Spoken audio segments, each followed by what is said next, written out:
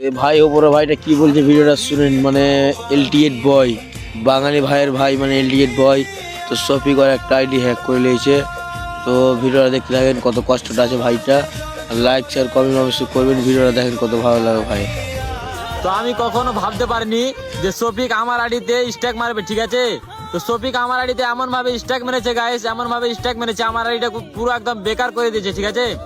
না আমি ভিডিও চালে তোমাদের কাছে ভিডিও যাবে, না আমার ফলোয়ার্স বাড়বে, না আমি আর্নিং করতে পারবো। আমার আইডি পুরো বেকার, আমার জীবনটা পুরো বেকার, ঠিক আছে। তো গাইস আমি একটা আইডি খুলেছি এলটিজেড বয় 2 ফেসবুক পেজ, ঠিক আছে।